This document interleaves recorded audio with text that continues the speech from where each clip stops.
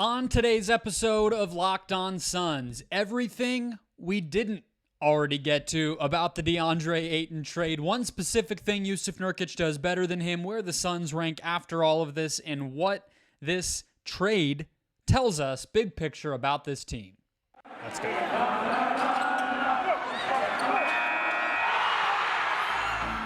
You are Locked On Suns, your daily Phoenix Suns podcast. Part of the Locked On Podcast Network, your team every day.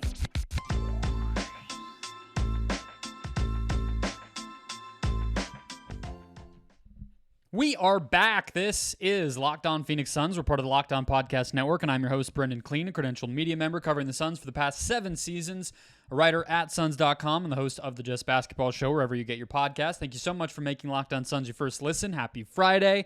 We have completed another week, another insane week here in the Valley of the Sun. If you are an NBA fan, we're free and available everywhere. Hit follow, hit subscribe, get this show in your feed every single Monday through Friday. Become an everydayer. Get locked onto the Suns with me every day from now on till the rest of time. All you got to do is hit that button. All right. Today's show brought to you by DoorDash. We'll get to them later in the show. We're doing a grab bag of Deandre Ayton topics that we have not already hit. And we're going to start with a couple of things that Deandre Ayton, that Jusuf Nurkic does that Deandre Ayton did not do. Now, I do want to just say that plenty of people have been very low on the Jusuf Nurkic addition. Plenty of people who I will frankly say watched the Trailblazers much more than me. Okay? People like Sam Vecini, who I respect his analysis and understanding of the game of basketball a lot. You know, he's my go-to for draft coverage. He is somebody that I think really does his homework, really watches this stuff, and really cares. Nate Duncan, Zach Lowe, a lot of the people who I think really spend the time watching basketball the most, and who I would believe when they said that they watched the Portland Trailblazers, they don't like this, okay? Especially on the defensive end of the floor, but also with certain things like, for instance, Nurkic's inability to finish consistently, right? Something that a 7-footer with the strength and, you know, for a regular human being, athleticism that he has is just it's a skill that's not up to snuff, not what you would want. He has never had a season higher than the that he played a lot in, higher than the 26th percentile in terms of the amount of baskets at the rim that he made. You know, how good was he at finishing? How efficient was he at the rim as a scorer? He has never done that. He has just not been a player who, frankly, makes shots. Like that sounds crazy to say about a person who is 7 feet tall, but for Nurkic, it is true. Okay. And defensively, of course, there's a lot of people who are incredibly skeptical that even if all he is asked to do is play 20 minutes a game, play drop coverage against the pick and roll, and try to protect the basket, that he can even do that, okay? And I think that all remains to be seen. I believe and trust the analysis that has been out there, again, for players people who watch these players more than me. I do hold out a little bit of hope, or maybe optimism, or maybe naivete, whatever you want to call it, that despite all of that, being around better personnel, being in a system with a better defensive mind in Frank Vogel, being on a team that clearly went out of its way to go get him, and being healthier, playing fewer minutes, a lot of these things will allow Nurkic to potentially limit his responsibility, his task at hand, and excel in a more basic, reduced role. Now, if he can't move, if he can't keep up with the speed and athleticism and physicality of the NBA game because of his injuries, or because of his age, or just because the game has passed him by as a relatively unathletic in terms of explosive leaping and things like that player, then it's just going to have to be a different answer, and there's no way around that, right? With that all said, there's really three things, but they're all kind of connected, that I want to highlight about Nurkic, okay? One, he is a much better rebounder than Deandre Ayton, okay? And I think that rebounding was bound to be a less significant issue for this team, regardless of whether it was Deandre Ayton or it was Jusuf Nurkic or it was anybody else at center, because Kevin Durant is on this team now, because every player they brought in has plus size at their position outside of, I guess you could say, Bradley Beal. Even he's been a decent rebounder as a grab-and-go guy and whatnot. So I don't think that was going to be exposed quite as much, no matter what. But this past year, for instance, Jusuf Nurkic grabbed 26% of opponent misses of field goal attempts while he was on the court. Deandre Ayton grabbed 24, just under 24%, which was the best season of his career. This was a middling season for Nurkic. The past 3 years, Nurkic has been at 26% or higher of opponent misses, which puts him in the 90-plus percentile among all NBA players as a defensive rebounder. Ayton has lingered in the 80th percentile. Not terrible, actually better than you might guess, but that's an improvement. When you look at offensive rebounding, for all intents and purposes, these guys are about equal, but early in his career, Nurkic was a really big positive for his team as an offensive rebounder. Ayton has had seasons like that too. We'll see. But rebounding strikes me as one of the key ways in which the toughness, physicality, and size of Jusuf Nurkic can make an impact on this team, because even though this trade, by adding a couple of more wing options in Grayson Allen and Nasir Little, allowed the Suns to get more flexible with how they even run their front court rotation, guys like Bol, Chimezie Metu, Kevin Durant, likely to see more minutes at center than we thought. None of those players are going to, because they are small, and I would include Drew Eubanks here, those aren't guys that you're going to feel like will consistently make a big impact boxing out and just clearing out space on the glass. So that's one. Two, post defense. And I think Deandre Ayton is fine at this skill, and I think it's not even overrated, a thing that you can take or leave in the NBA in 2023. But of course, we know this team will have to go through Nikola Jokic to win a championship, right?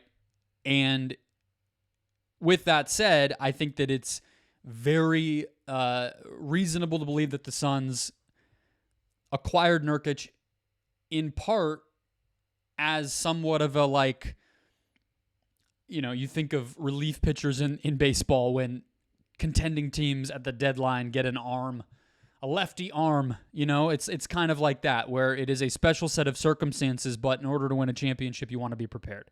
I don't want to overemphasize or go too hard in that, but I would not be surprised if we all watched this past Denver series, and despite people's memory of 2021 and the way that Ayton held up against Jokic has leveled up significantly since then, and Ayton has leveled down significantly since then. And so this idea that the Suns got rid of some sort of Jokic stopper is a complete joke. I don't think there is such a thing. And I think if you were to try to get such a thing, it would look a lot more like Jusuf Nurkic or Jock Landale, right? Somebody who is going to battle, use their physicality and strength, and actually be able to hold him up in the post and keep him off the glass in a way that gives you a chance to guard the rest of the team, rotate, switch, and contain them as a five-man unit, because Jokic isn't getting and creating space the same way that he can when he just gets past you or pump fakes you out of a play the way that he was to Deandre Ayton. So I think Nurkic will come in handy there. With all of that combined, I think that it may sound sappy, it may sound very intangible, and it is intangible. Maybe it's sappy, I don't know. it's not an accident that the thing Ayton lacked, which was embracing physicality, utilizing his strength, and being willing to play, like a mom to a kid, roughhouse, right? This trade did flip that at the center spot. And there are ways that will help. Let's move on to where the Suns stack up in the NBA, because I've seen a lot of people talking about the fact that the Suns somehow helped the Bucks. I don't think that matters. I'm not sure that that's enough to put Milwaukee above Phoenix. We'll talk about all of it next. First, today's show brought to you by DoorDash. If you love the convenience of getting what you want right to your door, DoorDash grocery delivery is for you. You can stock up for the week or order last-minute cravings conveniently. You've trusted DoorDash to deliver your restaurant's favorites in the past, and now you can get grocery delivery that actually delivers too. With thousands of grocery stores to choose from, you'll find the best in your neighborhood and boost your local economy with each and every order. You'll get exactly what you ordered, or they'll make it right. So sit back and enjoy quality groceries just like you picked them yourself. You kind of did. Want even more value? You can save on all your grocery and restaurant favorites with a $0 delivery fee on all eligible orders with a Dash Pass membership. With easy substitutions right in the app and best-in-class customer support, DoorDash delivers groceries exactly how you want them. Get 50% off your first DoorDash order up to $20 value when you use the code LOCKEDONNBA at checkout. Limited time offer, terms apply. That's 50% off up to $20. No minimum subtotal, $0 delivery fee on your first order when you download the DoorDash app in the App Store and enter the code LOCKEDONNBA. Don't forget that's code LOCKEDONNBA for $50% off your first order with DoorDash. All right, so I tweeted this, and I think it's worth saying out loud.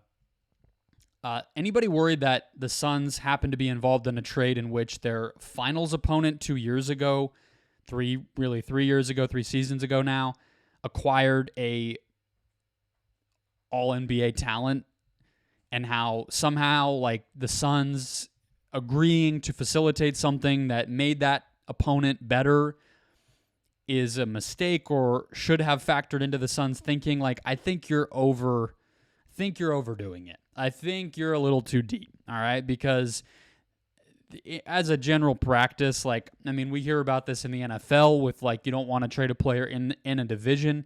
And I sort of see that because it's built into the NFL schedule that you're playing those teams twice a year minimum, maybe again in the playoffs. In the NBA, I don't even think it makes sense to care about your division, let alone your conference, let alone the other conference and a team you may play in the NBA Finals. That feels way galaxy brain about it, if I'm being completely honest. Just not something that I would be worried about. Nevertheless, I do think it's a good opportunity to consider whether or not the Suns we talked on Thursday evening's show with Aaron Edwards about whether the Suns got better or got worse. I think it's a little bit of an incomplete grade there. I would say my hunch is that their ceiling got lower. And so maybe to you that means they got worse. But I think they did get a little bit more versatile. And I think that they did raise the floor and I guess you would say ceiling of what their offense can be. And they allowed themselves the flexibility to continue to make moves over the course of this season into next offseason to ideally keep getting better, right? That's the point. So with all that said, again, let's talk about where they currently stack up. The Phoenix Suns last year were very strange season. We all know that. 17th in offense and 9th in defense. The question is going to be for this team, can they be close enough to average on defense that their offense, which I think if it's anything but top 5, it is a failure or catastrophic injury stuff has happened. can the defense be close enough to average that offense, which should be that good, can carry them? I don't think there is any team in the NBA right now that has no weaknesses, right? I think that the point of attack defense and the overall defense is incredibly uncertain for the Milwaukee Bucks now, if we just want to use them as an example. I think that at the top of the Western Conference, Denver is counting on its young players or second and third year players or a veteran who we thought might be washed like Reggie Jackson. Somebody among that group has to step up in order for them to have enough depth to even have a strong regular season, let alone, get through 4 playoff rounds in the way we saw, Bruce Brown do, Jeff Green do for them last year. Boston has a lot to figure out with its acquisition of Kristaps Porzingis. The Warriors feel incomplete and small. The Lakers have their age and injury concerns, as well as do they have enough offense? And I think that's really the top 6 in the NBA. So there's not a perfect team here. That said, if I'm trying to judge where the Suns are right now, FanDuel has them at the top of the Western Conference in terms of championship odds. That surprises me. I don't think people like betting on Denver.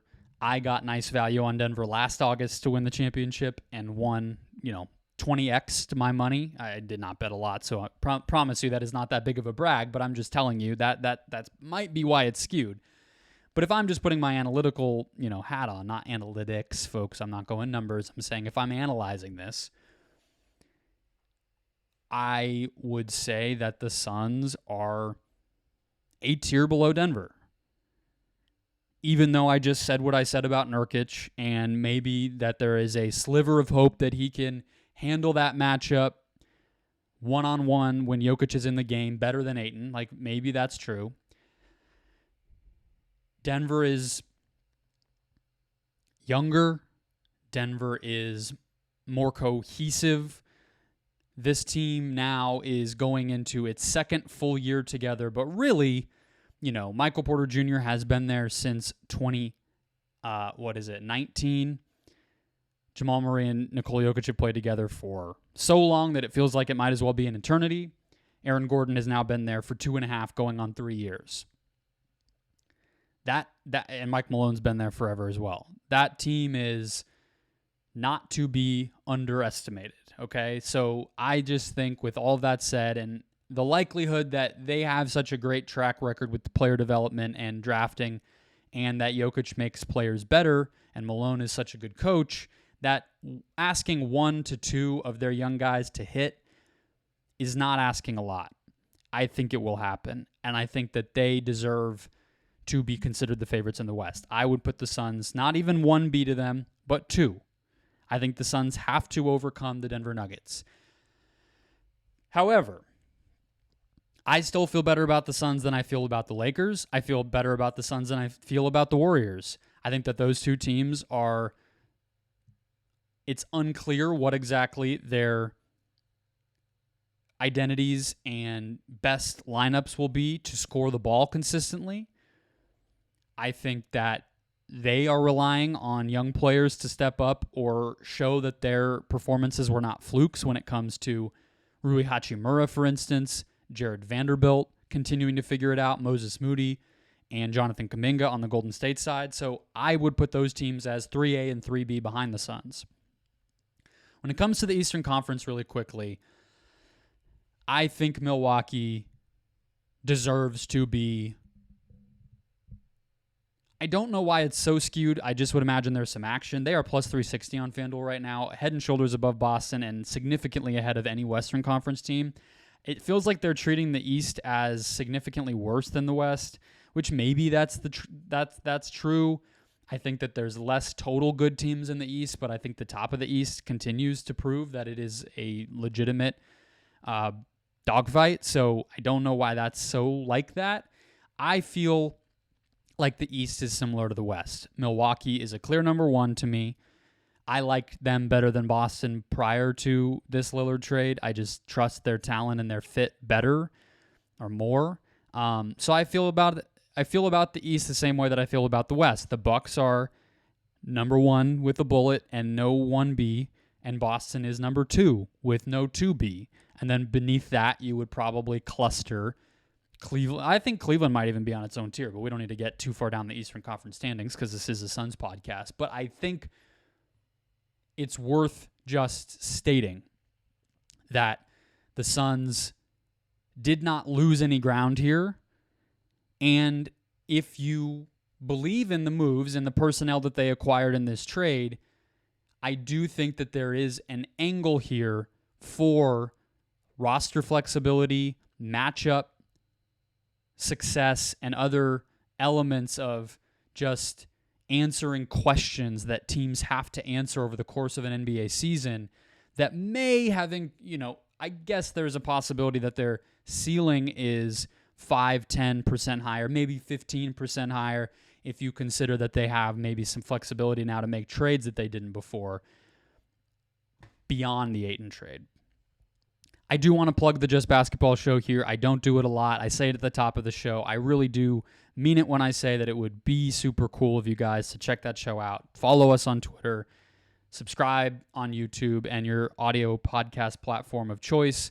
I do that show twice a week with my friend Chris Manning. We are trying to build it. It is NBA coverage, not just Suns coverage, and I think we do hard work, good work on that show. And if you're looking to get season preview coverage or breakdowns like this, that's the place to go. We talk plenty Phoenix as well because they're a great team. They obviously matter in the national conversation, so we clearly talk about the Suns, and I like to do it in a different way on that show. But just that plug. Won't do it all the time, but since we're talking about it. Let's move on. Close out with what my last question from the preview series was going to be, which is, what will it look like for the Suns to be a major market dominant powerhouse in the biggest sense of the word in the NBA? In the Mat Ishbia era, post Kevin Durant trade, and now indicating to us that they cannot stop making moves. We'll break that all down after one more quick break. All right, we're coming back. Let's close out the show answering what is going to now become the final question in our preview series, 13 questions that will define the Phoenix Suns season. See, I thought I could get 13 episodes off without any craziness, and I was wrong. And I'm actually going to go ahead and shill for myself one more time here because I wrote a piece earlier in the offseason for SB Nation, not Bright Side of the Sun, but the actual SB Nation website, that is about this very topic. The headline of the article is How the Suns Became the NBA Sleeping Giant They Were Always Destined to Be. All right, and I think it holds up, if I'm being honest with you. This paragraph is, I think, the key, at least to set the stage for what I think it will mean for the Suns to be that type of destination market and powerhouse player in the biggest business of the league that there is. Player acquisition, business deals, these types of things. I wrote in that article, which you can read at SB Nation. Since Michigan mortgage tycoon Mat Ishbia purchased the franchise at an NBA record valuation of $4 billion in February, the Suns have been the most aggressive franchise in the league, collecting superstar talent, exploding through the punitive second luxury tax apron approved by players and owners in the new collective bargaining agreement. They acquired Kevin Durant the week of Ishbia's approval for one of the biggest hauls in league history, then added a third $40 million plus player in Bradley Beal before the draft. Amid this flurry of transactions, Phoenix may have begun to realize its destiny as the glamour market NBA insiders long believed that it could be.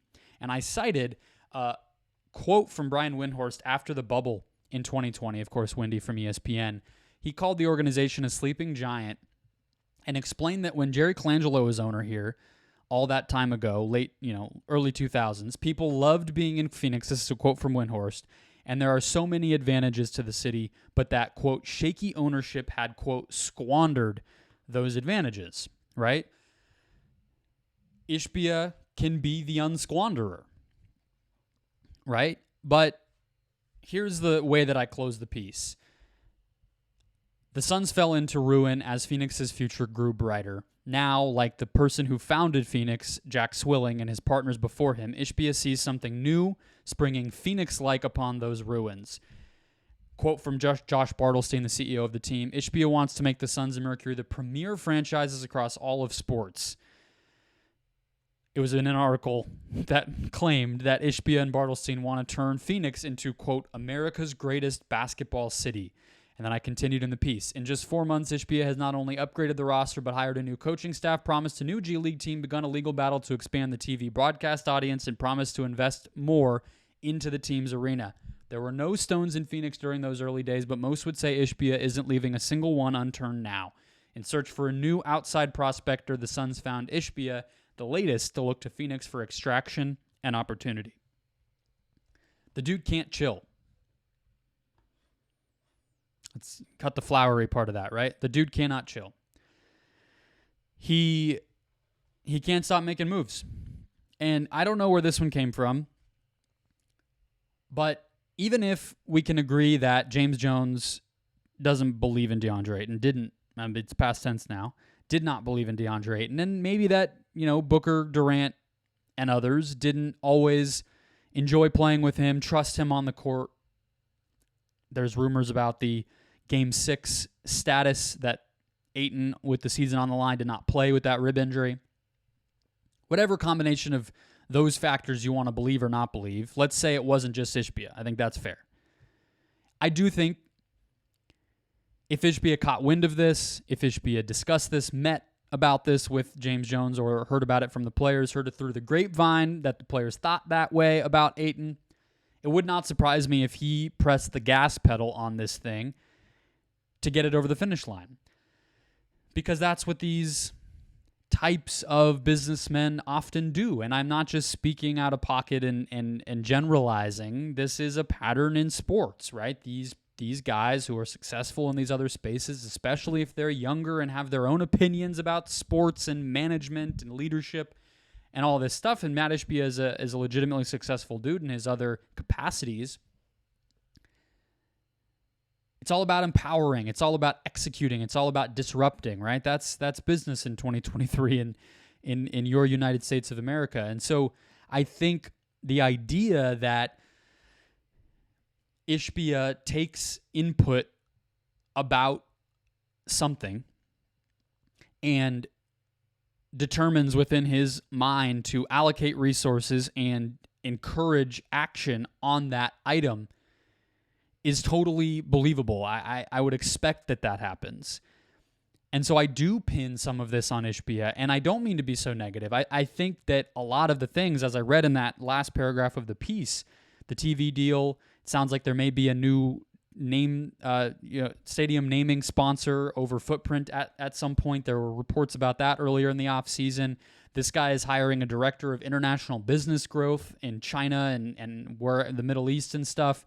He clearly sees the possibility to turn the Phoenix Suns into a recognizable international brand the way that the Lakers and the Knicks and the Cowboys and the Yankees and Rockets with their China connections have become. Who am I to tell him otherwise? I think starting with Devin Booker and Kevin Durant is a pretty nice way to ensure that those things happen. But the flip side of that is this insatiable desire to change, to mess with, to tinker, to experiment, to execute, right?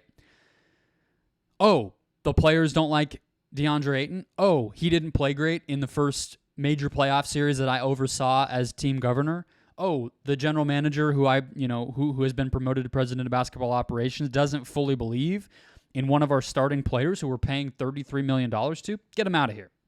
Do what it takes. Get the job done. Say yes to the deal. Right? And so I think both of those things are going to continue to happen in parallel over the course of this whole season and for the foreseeable future of Mat Ishbia's tenure as owner here. He's going to find untapped revenue sources. He is going to grow this brand and this business. He is probably going to do a pretty damn good job at that. At the same time, this trade open pathways for additional trades. I think you can lock in and bet your bottom dollar that this team is going to make another trade in season with the trade exceptions or with Grayson Allen's contract or Nasir Little's contract or. Jake Fisher of Yahoo Sports still reporting that the Phoenix Suns are intrigued at the possibility of acquiring TJ McConnell. I guess that's never going away. The University of Arizona alums that we thought the Suns might stop pursuing after Robert Sarver, who is an alum of that university, departed. Guess not, right? And that's fine. I don't think it's wrong to continue to make trades. I think it's fine, but at some point, one of them will be a mistake. Is it going to be the Deandre Ayton trade? Is this going to be one we look back on and say they went one move too far? They were not patient enough. Even an unpredictable and inconsistent Ayton would have been a better solution at that spot, at that salary than what they got back. We don't know. I'm not making a prediction, but that's going to be the reality here in Phoenix under Mat Ishbia. Please check out that piece. I'm going to shill. It's fine. You guys listen. You watch. You'll appreciate the writing and the podcasting that I do elsewhere, I think. So check that piece out at SB Nation. You can Google it. SB Nation Clean Suns. You'll find it. And that'll wrap us up for the day. I will be back with one more episode this week with Mike Richman of Locked On Blazers. We're going to do a crossover talking centers. We're going to talk Nurkic, Ayton. I might ask him about Eubanks and Nasir Little too, because why not? And that episode will come up as a bonus in your feeds as well. We'll have one on Monday previewing Media Day with Brendon Kleen, and then we will be recapping Media Day Monday going into Tuesday because, yes, Suns Media Day is Monday morning. So hit follow, hit subscribe. Free and available everywhere, including YouTube. Wherever you listen and watch, you can catch this show, and I will catch you then.